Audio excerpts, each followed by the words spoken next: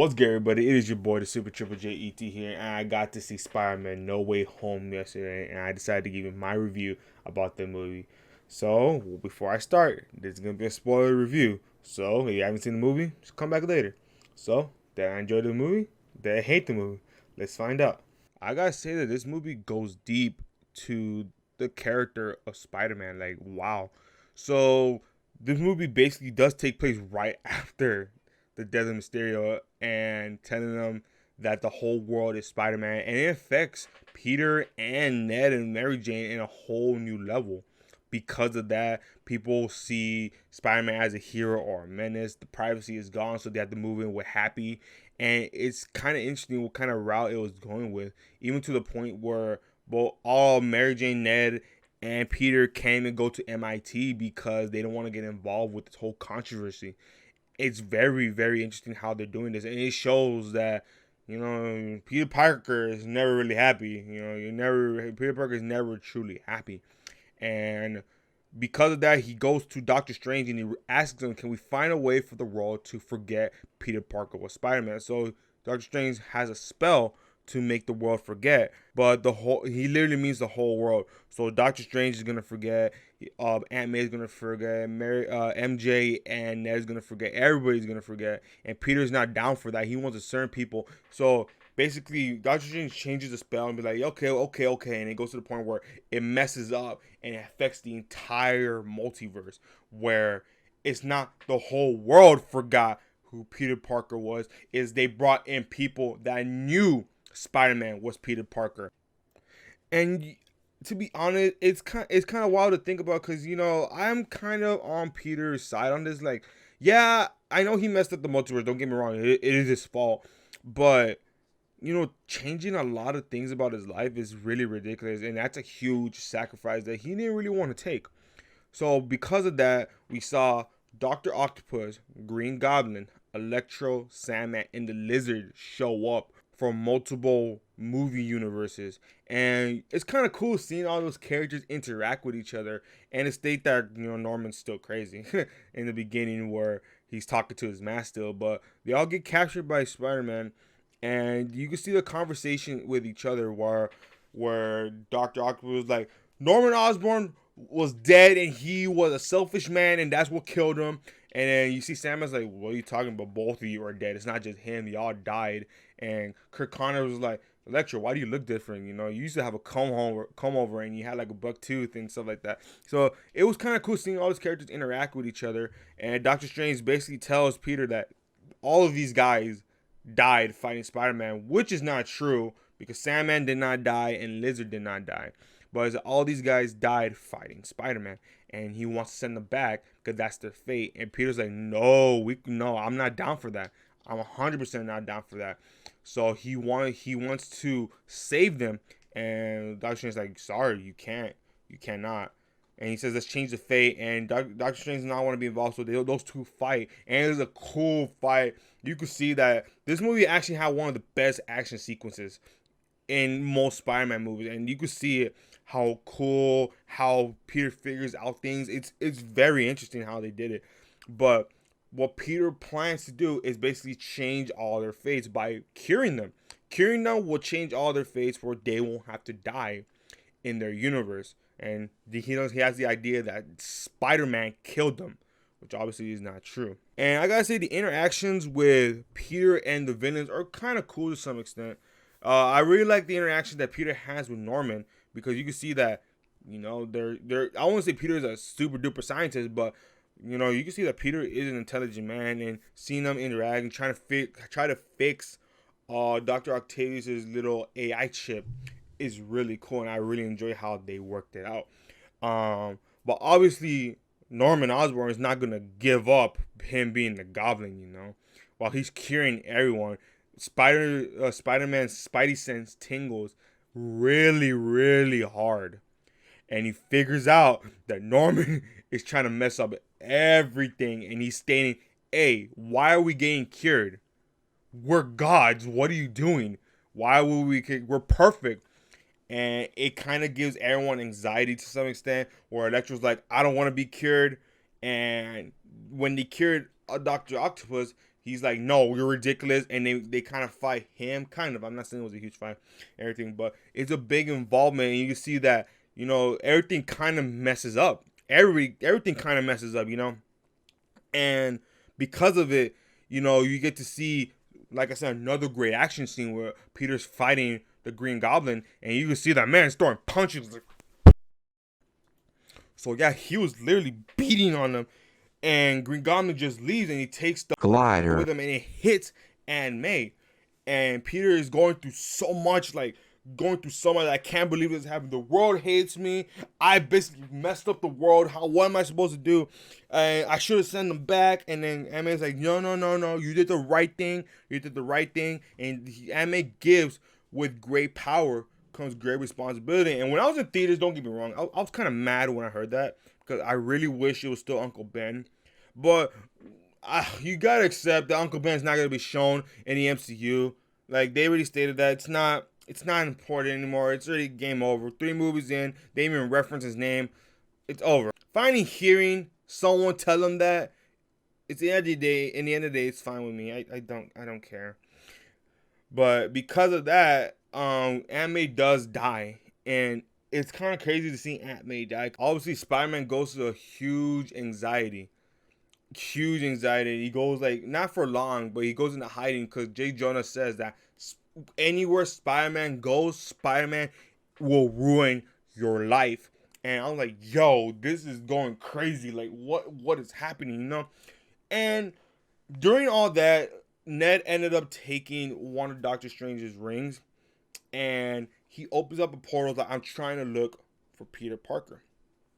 I want to see Peter Parker, and he opens up one, and they're like, Peter, and shows up was my boy Andrew Garfield showing up as Peter. Like, oh my, oh yeah. So Andrew Garfield is in the movie, and he shows up, and he's like, dude, bro, I've been here for a while in this world trying to.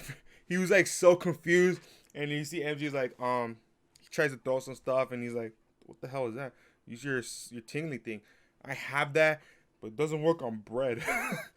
Like, can you climb? And he just touches the ceiling, just hanging, and he's like, that's not enough. Like, I'm pretty sure it's enough. No, it's not enough. No, it's enough. Like, can you crawl? Why do I need to crawl? And like, and then he still crawls, but it's like, why do I need to crawl? So Andrew Garfield shows up, and Ned tries to do the same thing again. Like, I want to look for Peter Parker. I want you to bring Peter Parker. And he does that, and my boy Tobey Maguire shows up too, and the whole crowd was scrambling for both of them, like, oh my god, they're fucking back, yada yada yada. And it was so cool seeing them once again. But I want to be honest, I mean, maybe I'm crazy. I mean, yeah, it's not, because you do age, but personally for me, Andrew didn't age a day since The Amazing Spider-Man 2. Maybe I'm a little crazy. Maybe some of you guys noticed it. But Andrew didn't age a day. But you notice on Toby that he aged a lot. Obviously, he's 45. What can I don't want to be that guy, but yeah, he knows, like, dude, you aged, dude. Oh my god. But yeah, and they went to go look for Spider-Man, and they were saying stuff like, where is his emotional spot? And they all state their emotional spots. And they said that the emotional spot was on top of the rooftop, and like in the beginning of the movie. And when they all show up, they all MJ and Ned show up, and it's like, there's a couple people who want to talk to you, and the 2 Spider-Men show up, and they're giving them, like, dude, like, it's hard, and it goes like, I know how you're going through. Both of them say that, and then Tom Holland's Peter's like, no, you don't know what I've been through. And they look at, like, we look at both Andrew and Toby, was like, dog. And he's like, Toby was like, Uncle Ben died, and it's my fault. And Andrew was like, Gwen died, and it's my fault. She was my MJ. There we go. And they give him this emotional speech, and you get to basically see how life is with every Spider-Man. Like, no matter who you are, Spider-Man's always going to be like a depressed guy, always. They're never really happy. Andrew stated that his Spider-Man went through a crazy rage right after Gwen's death, and it shows that yeah, it's difficult. And then Toby was like trying to, he said like you just had to figure it out. You know, nothing's really good. You know, the sacrifices that have to go through this, and it's kind of interesting. So they give Tom Peter motivation. It's like, okay, we gotta cure all of them, and I love their interaction with each other. It's so excellent. I don't know. It first of all, it just makes me happy that we see all three of them together. Like, never thought in a million years that we're gonna see all three Spider-Man together at all. But seeing them all together, trying to be scientists, it's so cool. I really like how Andrew was in this movie because he's like, oh, I got the lizard's cure. He's like, yes, he's like, I got it. He's like, cool. Like, because obviously he knows what formula it is because it's the first movie. Like, I know where I got the lizard's cure. And then Ned, I like how Ned interacts with Toby. He's like, do you have a best friend? I'm like, yeah.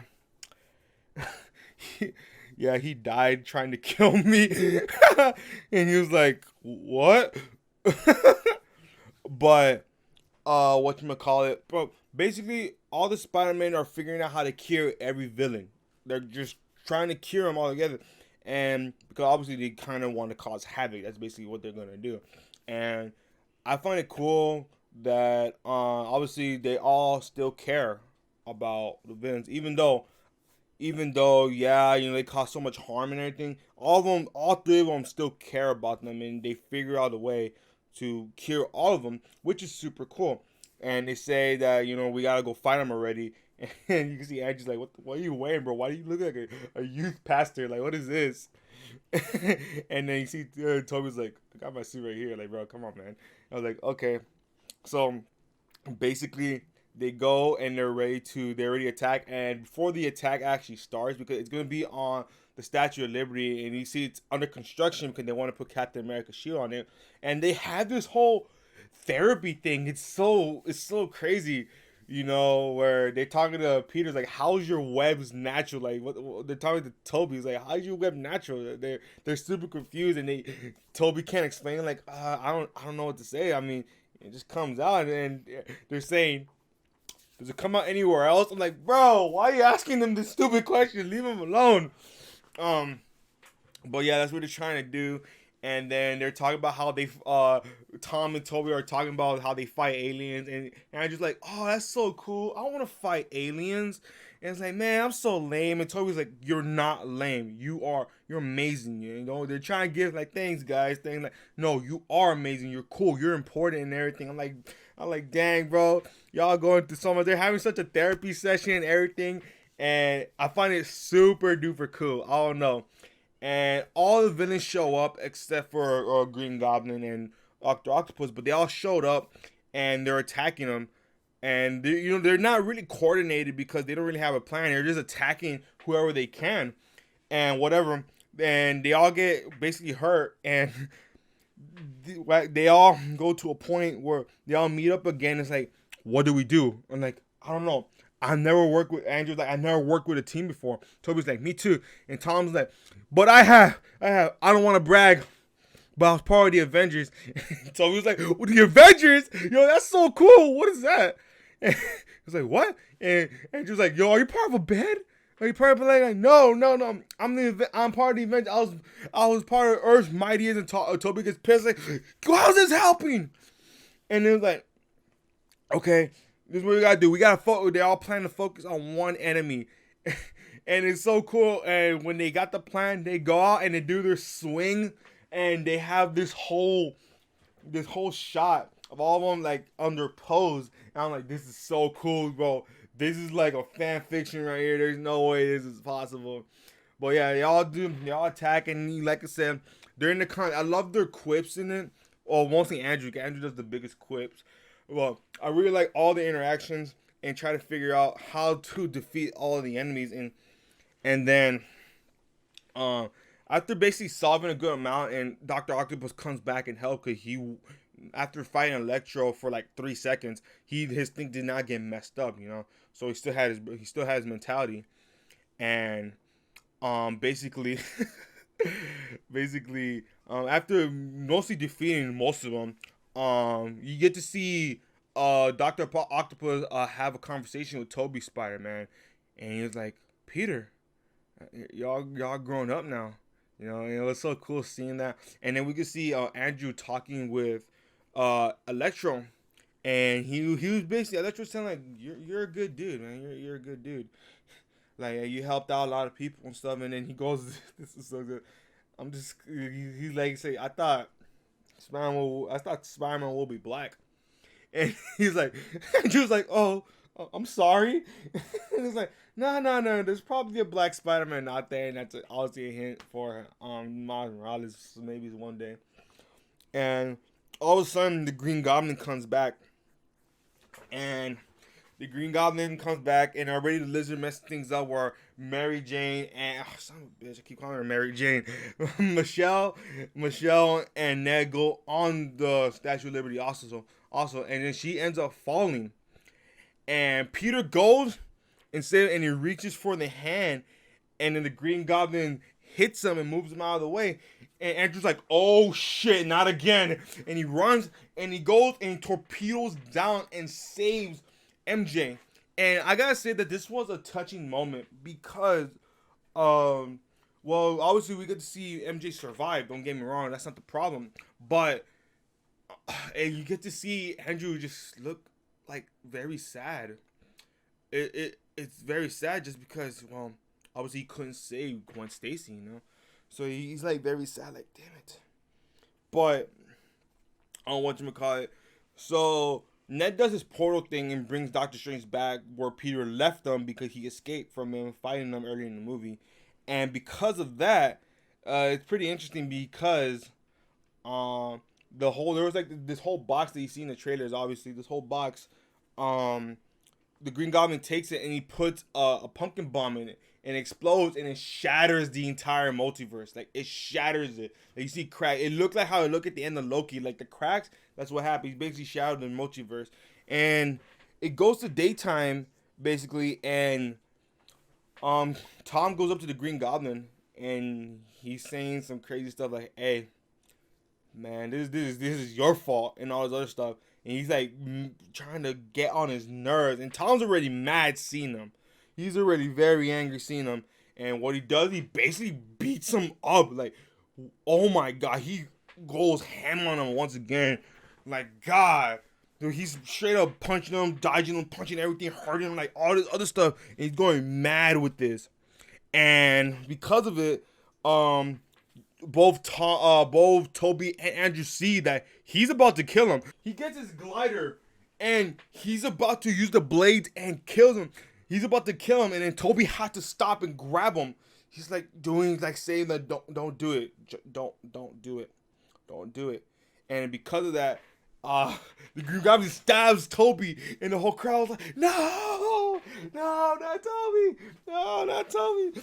And then Andrew was like, he throws him the cure that they made him earlier in the movie. He throws him the cure, and he hits him. He stabs him with the cure, and basically, Norman goes sane because of it. And everybody goes up to Toby. He's like, and Tom and Andrew like, oh, are you okay? And Toby's like, yeah, I'm cool. I've been stabbed before. I'm like, oh, okay. And then, Tom Peter goes to Doctor Strange, and Doctor Strange's like, they're coming, and I don't know how to stop it. And what he's talking about is everyone that's coming through coming through those cracks are people that knew Peter Parker was Spider-Man. So Peter decides like, what happens if we just make the world forget me? Will they leave? And they go like, yeah, but we you can't have a big sacrifice like that. And Peter was like, will it work though? And Dr. Strange's like, yeah, it will. And then do it. And he's doing the big sacrifice where the entire world will forget Peter Parker as well. Like he's not gonna exist whatsoever. Well, he's gonna exist, but no, he's basically gonna be a guy that just got spawned there, basically, and the whole world's not gonna know you. And he's be like, well, yeah, will it work? I'm like, so basically, Peter goes says goodbye to his other Peters, and they're saying they gave like a hug, and it's like we did a great job, and then they get sent home, and then all the other people get sent home, um, and then Peter goes to Ned and MJ, and it's like, hey, y'all gonna forget me, but I promise you that I will find you, and you will remember me or whatever. And then he goes to MJ, and MJ's like, I love you. And Peter's gonna say the exact same thing, and MJ stops him like, save it till we meet again. And Peter Parker just swings out of there. Yeah, everybody disappears, and the whole world forgot that he's Spider-Man.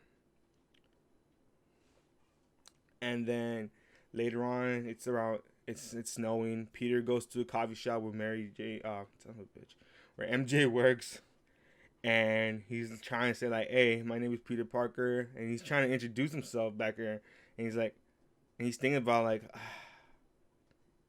can I just have a coffee? And he goes like, okay. You can give her coffee, and they're having a little small connection about MJ going to MIT and stuff, and they just he's just thinking, he's trying to use that speech he was preparing. He puts it away, and he just says, "All right, I'll see you later," and he leaves. And then Peter gets his own apartment. He's doing a GED test, and he's making a new spider suit, and he is he's still Spider-Man. He's still trying to be the friendly neighborhood Spider-Man. And he basically gets a new suit, which looks clean. It looks absolutely. We don't really get a super good look at it, which is we're gonna see in the next movie.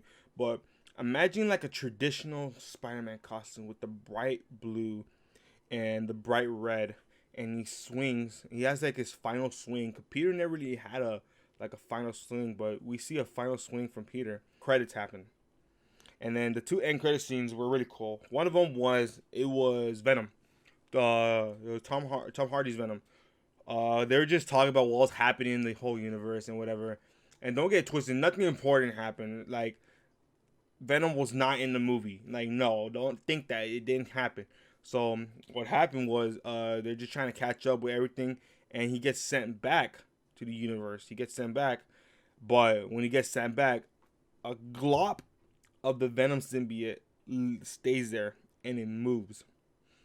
So that means that we might see Venom in the next film. And then the second post-credit scene was not a fucking scene. It was a trailer for Doctor Strange 2.